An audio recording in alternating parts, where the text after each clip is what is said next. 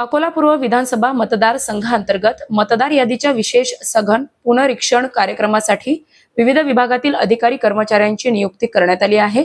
मात्र संबंधित कर्मचाऱ्यांनी या नियुक्तीला विरोध दर्शवत जिल्हा अधिकाऱ्यांकडे निवेदन दिले आहे। निवेदनात कर्मचाऱ्यांनी म्हटले आहे की केंद्र शासनाच्या जनगणना प्रक्रियेशी संबंधित विविध महत्त्वाच्या कामाची अतिरिक्त जबाबदारी त्यांच्याकडे आधी सोपवण्यात आली आहे। जनगणनेचे काम अत्यंत वेळखाऊ, अचूकता आणि निश्चित मुदतीत पूर्ण करायचे असल्याने त्यावर मोठा ताण असल्याचे त्यांनी नमूद केले।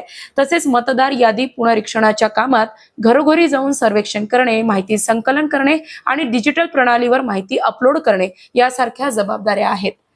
त्यामुळे दोन्ही राष्ट्रीय महत्त्वाच्या कामावर परिणाम होण्याची शक्यता कर्मचाऱ्यांनी व्यक्त केली आहे। निवेदनात बुलढाणा जिल्ह्याचा संदर्भही देण्यात आला असून तेथील प्रशासनाने जनगणनेच्या कामात गुंतलेल्या कर्मचाऱ्यांना मतदार यादी पुनरीक्षणाच्या कामातून वगळल्याचे नमूद करण्यात आले आहे। त्याच धर्तीवर अकोला जिल्ह्यातही जनगणना काम करणाऱ्या कर्मचाऱ्यांशी SIR मधील नियुक्ती रद्द करावी अशी मागणी करण्यात आली आहे। दिनांक 16 मे ते 15 जून या दरम्यान राष्ट्रीय कार्य जनगणनेसाठी बऱ्याच शिक्षकांची आणि इतर कर्मचाऱ्यांची नियुक्ती करण्यात आली होती।